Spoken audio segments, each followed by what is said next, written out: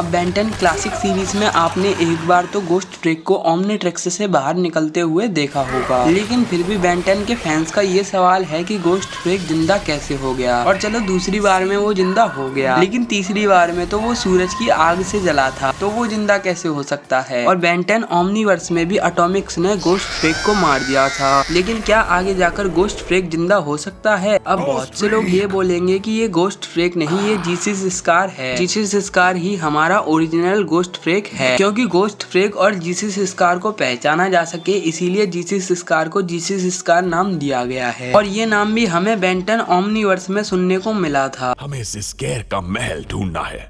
उससे पहले ghost track ही बुलाया जाता था। सबसे पहले आखिर गोस्ट ट्रेक जिंदा कैसे हो गया था, तो पहली बार जब बेन 10 ने गोस्ट ट्रेक को मारा था, तब गोस्ट ट्रेक जलने के बाद एटम्स में बदल गया था। एटम्स बहुत ही छोटे नैनो पार्टिकल्स होते हैं और एटम से ही ये पूरी दुनिया बनी हुई है। और गोस्ट ट्रेक के जो एटम है वो इधर उधर बिखर जाते हैं, और अगर उन सभी एटम्स को एक साथ लाया जाए तो गोस्ट ट्रेक जिंदा हो सकता है। और गोस्ट ट्रेक के साथ ही नहीं, हर भूत के साथ ऐसा होता है। अगर कोई भी भूत मरा है तो वो मरा नहीं है, बल्कि उसके एटम्स आसपास बिखर गए हैं। अगर उसी जगह पर उस भूत के एटम्स को एकत्रित किया जाए जिस जगह पर उस भूत को मारा गया है, तब जाके वो भूत जिंदा हो जाता है। अब बेन 10 क्लासिक सीरीज के एक एपिसोड में तो डॉक्टर विक्टर ने गोस्ट ट्रेक को जिंदा किया था। अब आप लोग कहोगे सूरज के पास से गोस्ट ट्रेक को किसने जिंदा किया, क्योंकि वहाँ पर तो जाकर गोस्ट ट्रेक के एटम्स स्पेस में बिखर गए थे। अब आपने जब बेन 10 एलियन फोर्स में फर्स्ट टाइम गोस्ट ट्रेक को देखा होगा, तो आपने सबसे पहले स्पेस में ही गोस्ट ट्रेक को देखा होगा। जो गोस्ट ट्रेक को बंदी बनाकर ले जा रहे थे, उन्हीं ने गोस्ट ट्रेक को दोबारा से जिंदा किया होगा, और उसके बाद उसे बंदी बना लिया गया हो। और इसके बाद तो हमने गोस्ट ट्रेक को बिल गेट्स के पास ही देखा था। बात करें बेन 10 ओमनीवर्स के बारे में, तो आपको पता ही होगा बेन 10 ओमनीवर्स से पहले गोस्ट ट्रेक को नहीं मारा गया था, इसीलिए ये सवाल तो पूछने वाला ही नहीं है। लेकिन अब आपके मन में सवाल आया होगा कि जब एटॉमिक्स ने गोस्ट ट्रेक को मारा था, तब क्या गोस्ट ट्रेक दोबारा से जिंदा हो गया होगा। तो गोस्ट ट्रेक को जिंदा होने के लिए एक ऐसी जगह चाहिए जहाँ पर कोई सी भी रोशनी ना हो, लेकिन एटॉमिक्स ने अपना सूरज वहीं पर रख दिया था, इसीलिए गोस्ट ट्रेक जिंदा हो ही नहीं सकता। क्योंकि गोस्ट ट्रेक को जिंदा होने के लिए उजाला नहीं चाहिए, उसे बिल्कुल अंधेरा चाहिए। और अगर वो मुश्किल से जिंदा हो भी जाता है, तब भी वो एटॉमिक्स के सूरज की रोशनी की वजह से मर जाएगा। इसीलिए हम ये कह सकते हैं कि जब तक एटॉमिक्स का सूरज जिंदा है, तब तक गोस्ट ट्रेक जिंदा नहीं हो सकता। जब एटॉमिक्स का सूरज चला जाएगा, तब गोस्ट ट्रेक जिंदा हो जाएगा। लेकिन अब आपके मन में सवाल आया होगा, चलो हमारा जीसस स्कार तो जिंदा हो गया और वो ओमनीट्रिक्स से बाहर चला गया, लेकिन फिर भी तो हमने बेन 10 की ओमनीट्रिक्स में गोस्ट ट्रेक का डीएनए देखा था, तो क्या वो सारे के सारे गोस्ट ट्रेक जिंदा हो सकते हैं। तो हाँ, ऐसा हो सकता है। जितने भी हमें अभी तक ओमनीट्रिक्स में गोस्ट ट्रेक दिखाए गए हैं, वो सारे के सारे जिंदा हो सकते हैं, क्योंकि गोस्ट ट्रेक की स्पीसीज वाले लोग अपने डीएनए के कुछ रेशियो की वजह से ही अपना अंश क्रिएट कर सकते हैं। तो हाँ, ये पॉसिबल है कि बेन 10 की सीरीज में आगे जाकर हमें जीसस स्कार के अलावा भी दूसरा गोस्ट ट्रेक देखने को मिले। अब इसका सॉल्यूशन क्या है? क्या गोस्ट ट्रेक का डीएनए हमेशा ही जिंदा होता रहेगा, या फिर इसका कोई सॉल्यूशन भी है? अब देखो, कोडॉन स्ट्रीम में आप सभी को पता ही होगा, सभी एलियन के डीएनए सैंपल जाते हैं, मतलब कि किसी और एलियन के डीएनए सैंपल कोडॉन स्ट्रीम में स्टोर किए जाते हैं। लेकिन अब तो कोडॉन स्ट्रीम बचा ही नहीं है, इसीलिए कोई डीएनए भी नहीं बचा।